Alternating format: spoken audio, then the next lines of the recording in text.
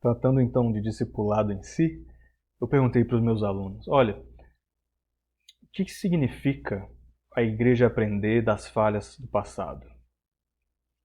Tanto a igreja local, e das falhas da igreja local, quanto a igreja histórica. E o que significa a igreja aprender com os sucessos de outras associações, de outras organizações não religiosas? Como que a gente pode aprender do que há de melhor no mundo secular, né, pela graça comum, e evitar o que há de pior na nossa própria história, sem comprometer a pureza da nossa fé? E também evitando ser muito orientado para aqueles que estão de passagem, para aqueles que estão buscando, não sabem o que. Tem igrejas que são bem orientadas a isso. Olha, você está procurando alguma coisa espiritual, a gente vai te dar emoções, a gente vai te dar curas, dinheiro, promessas, cursos de retórica, isso e aquilo, a gente vai te tudo que você quiser, ó. A nossa igreja vai se virar de cabeça para baixo, do avesso, para te satisfazer e para manter você aqui. A gente quer evitar isso também. A igreja não é esse tipo de lugar. Então eu perguntei para eles assim: a igreja, a liderança da sua igreja, ela modela a vulnerabilidade? Para além, né, de afirmações genéricas como: ah, eu tenho dificuldade com orgulho, eu tenho dificuldade com pornografia, eu tenho dificuldade com preguiça. Já vale alguma coisa? Com certeza, porque há pessoas que nem isso admitem ter. Mas parar aí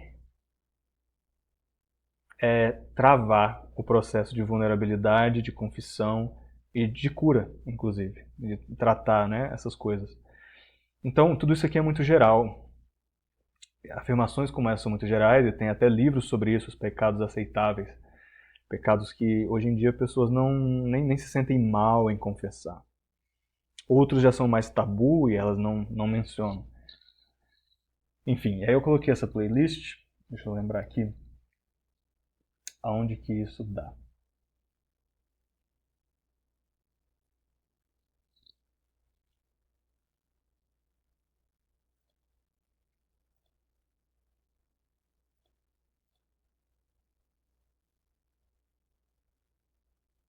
Não sei porquê. Nunca olhei essas playlists aí, o Spotify não tá entendendo não as coisas que eu ouço. Enfim, esse link aqui eu checo depois. E aí eu disse para eles, fora então das igrejas cristãs, será que tem pessoas que conseguem encontrar um senso de pertencimento em congregações de pessoas com líderes que se importam com verdade, que se importam com hospitalidade, que têm alguma visão do transcendente, eles também têm alguma conexão aí com o universo, o mundo espiritual, e talvez até uma conexão com a narrativa ou o significado do universo como um todo? Será que tem como achar todas essas coisas em outros lugares que não é a igreja? Porque esse é o tipo de coisa que muita gente procura.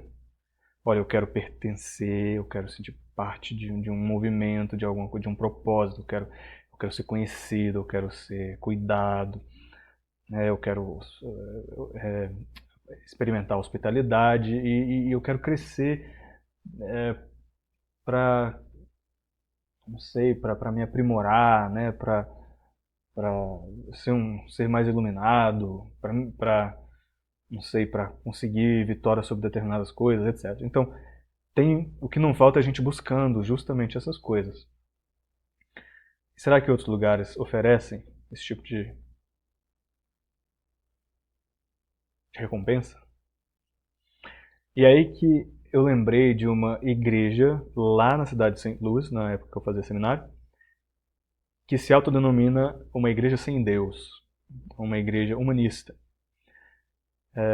da Ethical Society, né, da sociedade ética, uma humanista não cristã, né, porque tem o tal do humanismo cristão, de Erasmo, Não, estou falando do século XXI, o humanismo de hoje, que é mais cético, agnóstico.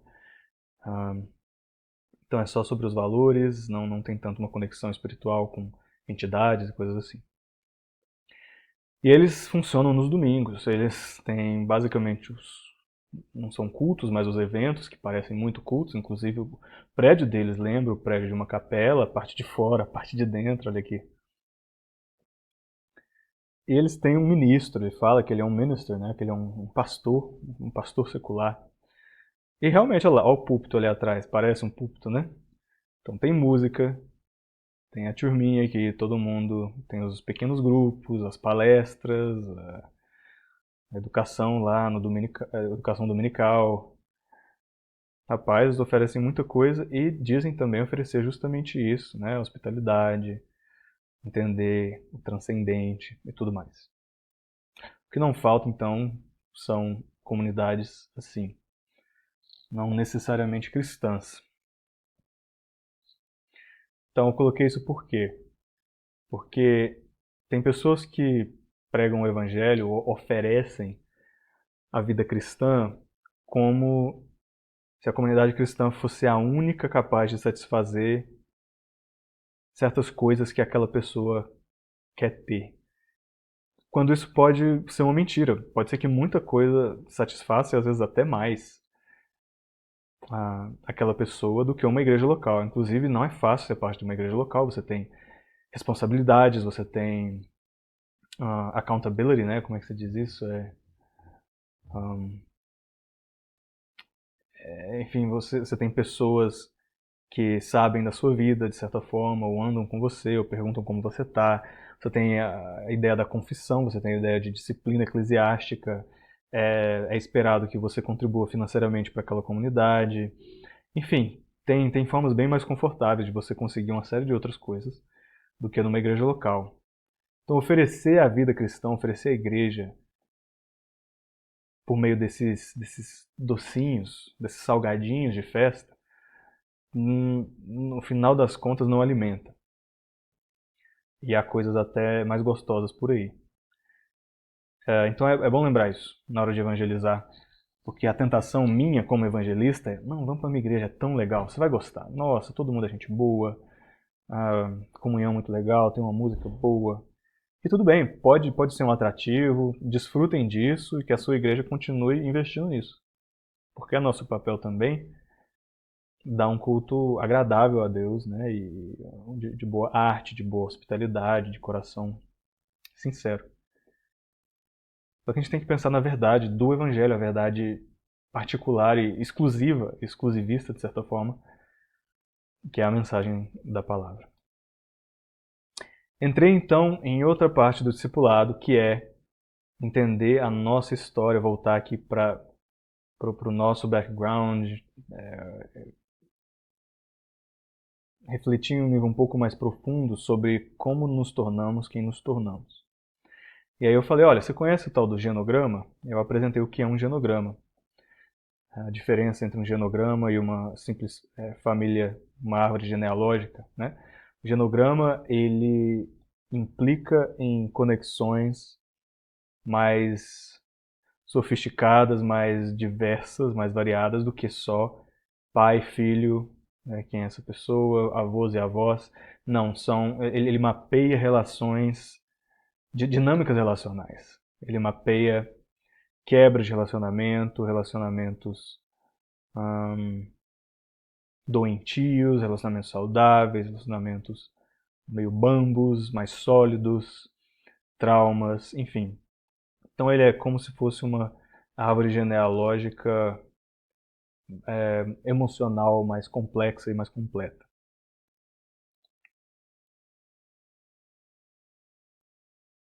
E aí até o departamento de aconselhamento do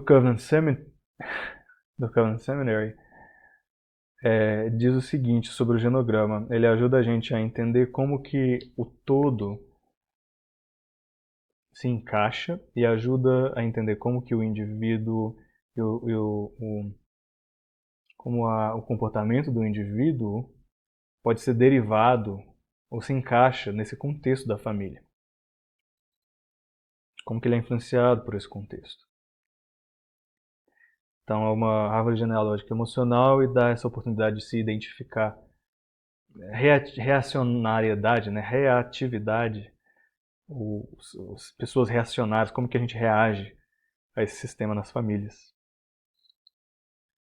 Ele ajuda também a gente a contar a nossa própria história e só isso traz um pouco de alívio, porque colocar no papel é quase como compartilhar a nossa história, compartilhar a história, compartilhar o fardo, mesmo que seja num papelzinho que depois a gente mostra para alguém. Ajuda a contextualizar, ajuda a explicar certas coisas e ajuda famílias a se entenderem de formas novas. Tudo isso por quê? Porque famílias são a primeira influência nas nossas vidas, é onde a gente começa a ser moldado, influenciado, falando em termos humanos. Famílias, elas são direcionadas por forças emocionais. Ajuda a gente também a entender diferenciação, porque famílias também às vezes sofrem de falta de diferenciação, sofrem de uma quase como uma aglomeração, né? uma fusão de pessoas em todos os aspectos. E falta aí uma individualização, não um individualismo, que já seria a parte nociva da diferenciação, mas uma individualidade.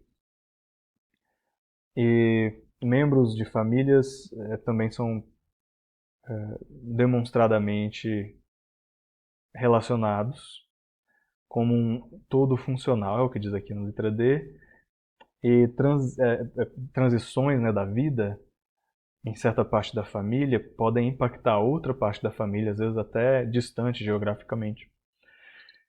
E a letra F é muito importante, porque isso é uma das coisas mais intuitivas, eu acho. Quem reflete um pouquinho sobre a história da família, seja histórias tristes como histórias de alcoolismo, por exemplo, ou de divórcio, veem que é comum que filhos de divórcio acabem divorciando, ou filhos de pais violentos ou com abuso de substâncias também repetem essa mesma história. Então, histórias tendem a se repetir, a se reproduzir, né, a se copiar. São padrões que têm que ser primeiro identificados para depois serem quebrados. E por último aqui, triângulos, triangulações, trazer pessoas para um sistema ou para uma dinâmica que o trazer dessas pessoas acaba atrapalhando a resolução desse relacionamento, de conflitos. Então é isso que é um genograma na teoria. Na prática ele parece assim, com bolinhos e quadradinhos e as conexões entre eles, que é o mais importante, né? Acho que bolinhos e quadradinhos só significam o gênero da pessoa. E aqui tem uma legenda, né? Essa conexão de uma linhazinha é harmonia, a aproximação de amigos, de amizade, conflito, olha aí. Abuso físico, emocional, sexual, abandono, né? Manipulação, controle, na verdade, controladorismo, eu diria. Paixão, amor, proximidade familiar, hostilidade, indiferença. Então são dinâmicas relacionais. E aí você faz a sua árvore genealógica e inclui essa informação de como você se relaciona com tal pessoa, de como tal pessoa se relaciona com outra pessoa, e aí você faz toda uma rede, todo um sistema familiar. E eu falei para os meus alunos, olha, tem coisas muito, muito pessoais aí, e eu não vou dar nota para você me mostrar o seu genograma. Não, eu quero que você fique com esse genograma, mas faça ele. Tá? Que seja para você ou para o seu terapeuta, sua mãe, enfim, para as pessoas com quem você quer compartilhar, seus amigos, seu pastor. Então, mostre para quem você achar melhor mas faça. E aí eu tentei ensinar como fazer. Eu coloquei, começa então com um lado da sua família, geralmente, né, o lado que você conhece melhor. Inclua as datas, as idades, inclua uma descrição dos indivíduos. Talvez pergunte como que certas pessoas imaginam que os seus avós seriam. Então você vai aí, quando você vai subindo, né, nas gerações mais distantes, às vezes você tem que usar um pouco da imaginação, usar um pouco de suposições, mas vale a pena engajar nesse exercício. Então coloque as opções. Olha, talvez essa pessoa fosse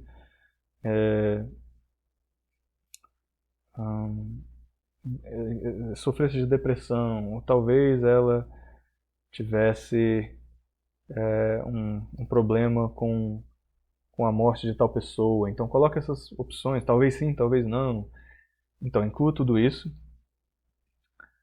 a significância dos indivíduos e identifique aí os padrões de relacionamento dentro da família. Como que a afeição, por exemplo, é demonstrada? É por meio de palavras? É por meio de abraços?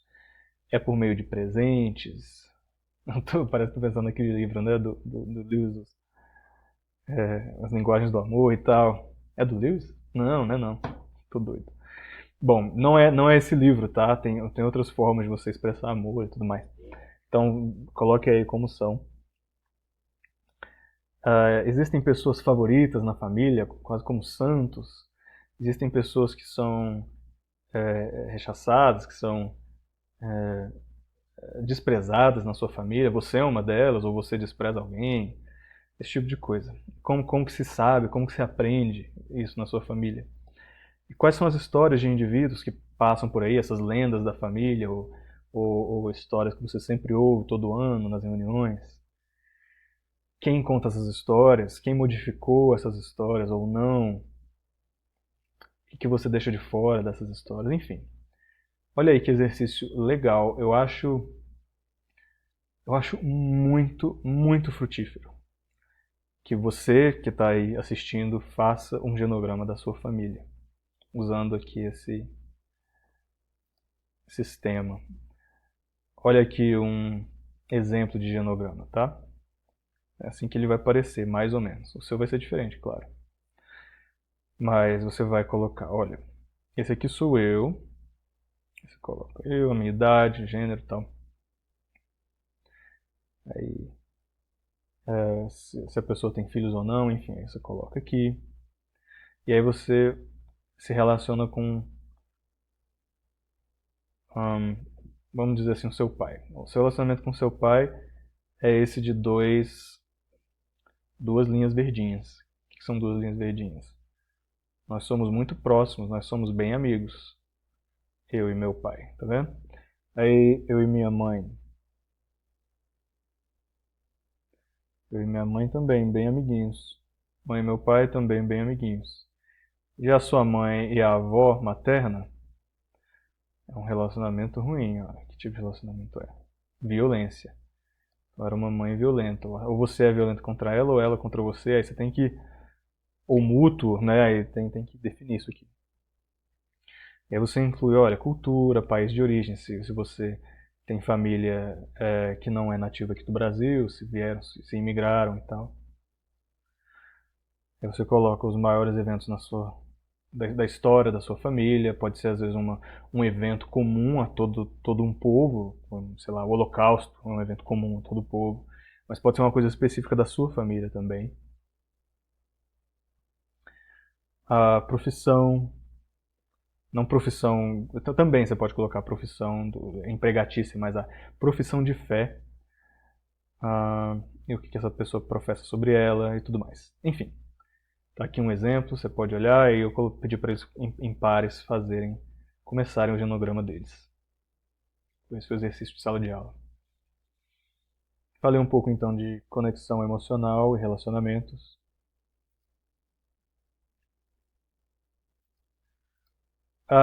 isso aqui foi meio aleatório, mas eu joguei aqui uma forma retórica que Jesus usava. Na verdade, Sansão usou no Antigo Testamento, né? Ele inventou aquela charadinha sobre o mel, né? Porque ele comeu o mel do corpo de um leão que ele matou e tudo. E ele criou aquela charadinha e tal, e é uma forma interessante de você engajar a pessoa e fazer ela pensar. Então, charadas são interessantes também. Se você quiser usar charadas para passar uma determinada mensagem, fazer a pessoa ponderar sobre alguma coisa. Aí eu falei, olha, resolve essa charada, né? São coisinhas pequenas são pequenos durante o meio-dia, mas enormes, velozes e são monstros elongados que de tardezinha e de manhãzinha se movimentam, basicamente.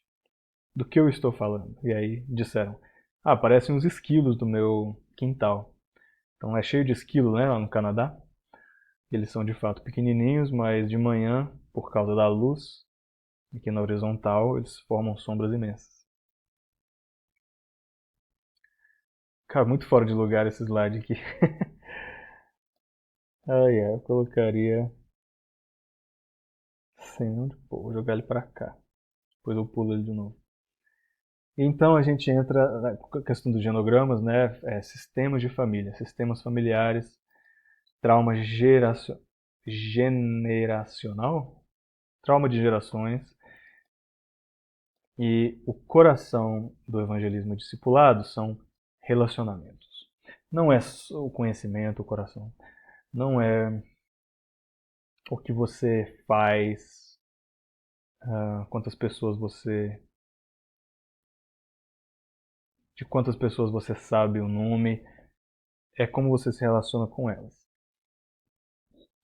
E aí tem um filme bem interessante sobre relacionamento entre uma criança e, se não me engano, um homem que não é o pai dela. Então, um drama bem legal sobre relacionamentos.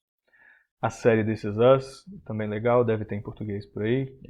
Eu gosto do This Is Us porque ela simula como pessoas comuns se relacionariam se elas tivessem uma linguagem emocional bem desenvolvida, se elas tivessem super noção do que está passando no sentimento delas. Então é legal. É uma ficção nesse sentido, né? Mas é bem diferente essa série e eu gosto do que a gente aprende com ela. E aí tem o documentário O Eu Que Você Não Consegue Ver, e que também trata disso, de inteligência emocional, basicamente, né? E aí eu entrei mais na questão de como a igreja trata depressão, ou casos de abuso, casos de abandono, e como que isso está relacionado à dificuldade que alguns têm com a igreja. Uma ojeriza, às vezes, né? Uma repulsa que certas pessoas têm com igrejas. A gente tem que tratar disso. A gente tem que entender a relação entre a cultura de uma tradição ou de uma denominação, uma igreja local, como que isso reflete, né, na opinião que as pessoas têm sobre igrejas. Então, como que a sua igreja, né, trata questões de cegueira emocional? Elas são insensíveis emocionalmente? Existe na sua igreja momentos em que se trata das emoções, tanto das emoções da Trindade, das pessoas da Trindade, quanto das emoções dos personagens bíblicos, quanto das emoções dos congregantes? Ou a linguagem emocional ela é deixada de lado, ou ela é equalizada a abuso emocional ou manipulação emocional? Porque se você tem alguma demonstração de emoção na sua igreja, então essa igreja está manipulando pessoas emocionalmente. Existe esse tipo de abordagem? Eu acho que é muito comum em igrejas históricas reformadas, por exemplo, você jogar, como é que é, o neném com a água fora, como dizem nos Estados Unidos, né? Você joga o que é ruim fora e o que é bom vai junto. O que é ruim é a manipulação emocional. O que é bom é o vocabulário emocional, a inteligência emocional. Então tem igrejas que ficaram burras emocionalmente, se fazem cegas e surdas e mudas nos assuntos emocionais. Isso gera doença, doença espiritual, cultura de medo, né? Ninguém pode contradizer o pastor. Se a irmãzinha ficar sabendo disso, ela vai espalhar para todo mundo. Se o irmãozinho ouvir tal coisa, ele vai explorar você. Cultura de medo. Legalismo, às vezes, olha, não importa o que você está sentindo ou o que você fez, o que importa é só o que é certo fazer. Só disso que eu vou falar. É só disso. A gente só tem espaço para esse tipo de conversa. O ideal. Não o real, não o que está sendo difícil. Então, legalismo. Não tanto legalismo que fala que você é salvo pelas obras, não. Legalismo mais no sentido de é só o que é ético. Limitar-se às categorias éticas. É bem comum pessoas mais, com a personalidade um pouco mais cognitiva, que querem consertar tudo. Não conseguem ouvir uma pessoa lamentar. Nem sabe o que é lamentar junto, só querem consertar. Não deixa nem a pessoa terminar de falar. Ela fala, não, na época você não fez isso. Não, mas você pode fazer aquilo. Calma, calma. E aí eu entrei agora, porque a gente está falando muito de inteligência emocional e de aconselhamento e tudo, então tem a questão da psicologia, né, do relacionamento do cristão com essa área de estudo acadêmica moderna, que é a psicologia. Então, eu gosto muito da abordagem do Richard Winter, que estruturou toda a abordagem de aconselhamento do Covenant Seminary, que é diferente da de outros seminários, instituições e universidades cristãs ou não cristãs por aí. E esse gráfico dele é sensacional, porque ele coloca aqui o Evangelho, o cerne, Cristo, a cruz, bem no centro, e as escrituras aqui dentro desse quadrado, e o que pode ser derivado das escrituras, que é congruente com as escrituras dentro desse quadradinho mais fino. E aí ele começa a incluir nos círculos. A letra C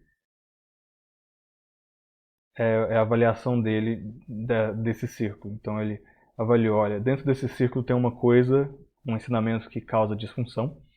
Dentro desse círculo tem uma coisa que é a técnica, eu estou definindo a técnica desse círculo, e eu estou definindo dentro desse círculo quais os objetivos incluídos aqui. Então vamos dizer a terapia cognitiva, a gente está agora falando de categorias da psicologia. Uma psicologia com uma abordagem mais cognitiva. O objetivo dela é adaptar o seu pensamento, é mudar o seu pensamento. A técnica é por meio da razão. É você entender a sua situação e raciocinar soluções. O que causa disfunção na visão do cognitivismo? É um pensamento mal adaptativo. E na terapia behaviorista? Behaviorista? Não, aqui seria o behaviorism, né? Terapia do comportamento, terapia comportamental. Aí já seria o que causa o problema é um comportamento aprendido, não é tanto um pensamento, mas é mais um comportamento aprendido. E a técnica para solucionar isso é recondicionar a pessoa. E o objetivo é você mudar funcionalmente o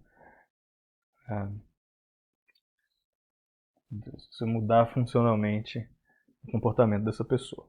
Tá, beleza. E a abordagem biológica e médica? Bom, tem alguma disfunção biológica aí, você tem que tomar remédio, porque o objetivo é reparar você biologicamente. A psicodinâmica e freudiana vai falar, não, o problema é algum conflito inconsciente que você tem aí por baixo dos panos.